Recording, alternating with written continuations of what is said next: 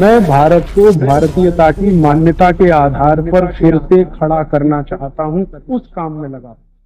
नमस्कार दोस्तों, श्री हरिनारायण गोधाम की इस पावन धरा पर हम आपका पुनः स्वागत करते हैं। जन्माष्टमी से जो पित्त जनित रोगों की एक लंबी यात्रा प्रारंभ हुई, जिसमें हमने समय समय पर अलग अलग त्योहारों का महत्व समझते हुए पित्त जनित रोगों से जो बचाव करते हुए हम चले, वो यात्रा अब दीपावली पर आकर के समाप्त हो रही है। इस लंबी यात्रा में हमने पित्त जनित उन सब रोगों को समाज के अंदर देखा, जिसमें चाहे वो हमारे किडनी की पथरी हो, चाहे पित्ताशय की पथरी हो, चाहे मानसिक दोष हो, मानसिक विकृतियां हो, अनिद्रा के रोग हों, चाहे तेज बुखार आकर के प्लेटलेट डाउन होते हुए डेंगू चिकनगुनिया जैसे खतरनाक जवर हों, और साथ ही साथ रक्त परदर, जिसमें महिलाओं में रक्त परदर जैसी महामारी का बढ़ जाना, ओवर ब्लीडिंग होना, और साथ ही साथ श्वास संबंधित एलर्जियां या श्वास रोगों का बढ़ना, इस तरह के रोग हमने समाज में इस समय आते हुए देखे। और इन सब खतरनाक रोगों से बचने के लिए हमारे ऋषियों द्वारा निर्धारित अलग अलग त्योहार परंपरा में अलग अलग औषधि रूपी प्रसाद को हमने समय समय पर ग्रहण किया, जिसमें हमने शुरुआत की जन्माष्टमी के पंजीरी के प्रसाद से, जो सौम्य रहा, जिसने हमारे उस समय शुरुआती पित्त जनित रोगों को शांत किया। उसके पश्चात हम श्राद्ध पक्ष में 15 दिन तक हमने खीर का सेवन किया। उसके पश्चात हमने नवरात्रों के महत्व को समझा।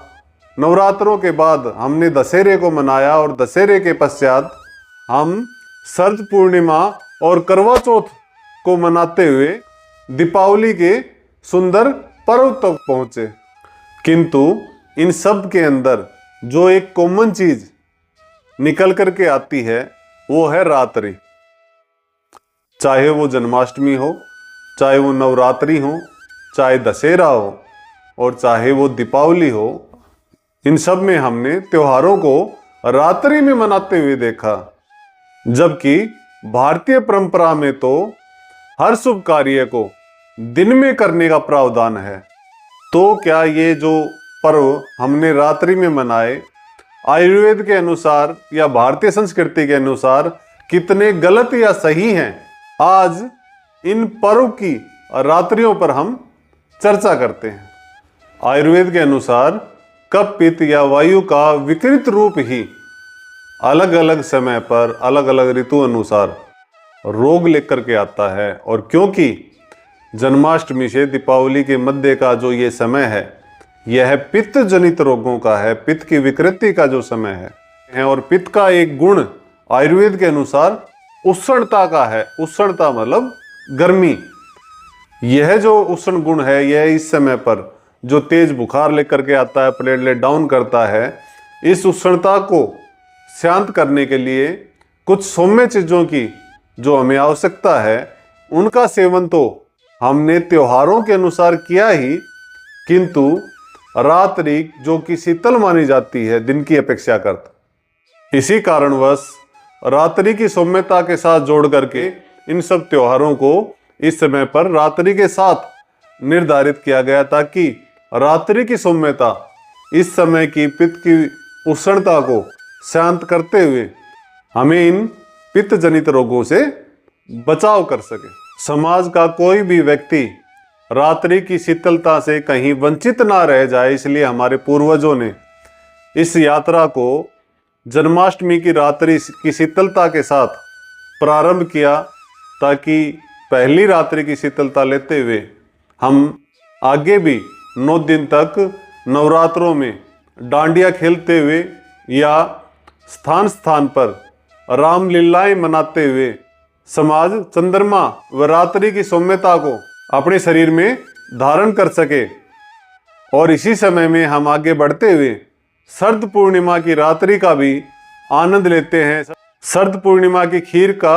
सेवन करने का प्रचलन आजकल समाज में दिन ब दिन कुछ बढ़ता ही जा रहा है। जो कि लोगों के स्वास्थ्य के लिए बहुत ही अच्छा है, जिसे समाज कहीं ना कहीं भूल रहा था, वो परंपरा अब पुनः जीवित हो रही है।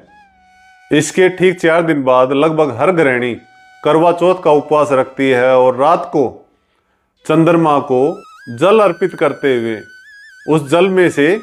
अपने शरीर में चंद्रमा की रोशनी को धारण करते हुए शरीर की सौम्यता को बढ़ाती है और दिन में सौम्य गुण लिए हुए उस करवे का सेवन करती है जो उनके शरीर को शीतलता प्रदान करे। यह जो एक पर्व है, यह महिलाओं के लिए एक एक्स्ट्रा पर्व के रूप में इस समय पर निर्धारित किया गया, क्योंकि महिलाओं में इस समय पर ओवर ब्लीडिंग की समस्या अधिक देखने में आती है। पीसीओडी से संबंधित अन्य रोग इस समय महिलाओं में अधिक तेजी से बढ़ते हैं और क्योंकि महिलाओं का शरीर इस प्रकार से डिजाइन है कि उनके शरीर को पुरुषों की अपेक्षा अधिक सौम्यता की आवश्यकता होती है, इसलिए उनके शरीर को पुरुषों के अपेक्षाकृत अधिक सौम्य गुण को धारण करने की अधिक आवश्यकता है। इससे आगे जब हम दीपावली की ओर बढ़ते हैं तो आप याद कीजिए, आज से 15-20 वर्ष पहले का वो समय जब दशहरे से दीपावली के मध्य 20 दिन की छुट्टियां स्कूलों की होती थी और इस दौरान हम मटके की ढपलियां बना करके रात्रि को गीत भजन गाते हुए रात्रि जागरण करते थे और खुशियां मनाते थे कि इस वर्ष हमने पित्त जनित रोगों को हराते हुए अपने स्वास्थ्य की रक्षा की। तो आप देखेंगे कि आज से 20-25 वर्ष पूर्व लगभग हर व्यक्ति आज की अपेक्षाकृत अधिक स्वस्थ व निरोगी था, क्योंकि वह इसी तरह की ऋतुचर्या व त्योहारों का ठीक से पालन करता था। इसलिए हम सब का यह परम कर्तव्य बनता है कि आने वाली पीढ़ियों के स्वास्थ्य को बचाने के लिए हमें दोबारा से इन परंपराओं में छिपे हुए ज्ञान को भली भांति समझते हुए इस ज्ञान को दोबारा से समाज के अंदर स्थापित करने का प्रयास करना चाहिए और इसी पहल में इस वीडियो को अधिक से अधिक लोगों तक पहुंचा करके हमारे इस प्रयास को सार्थक बनाने में सहयोग करें।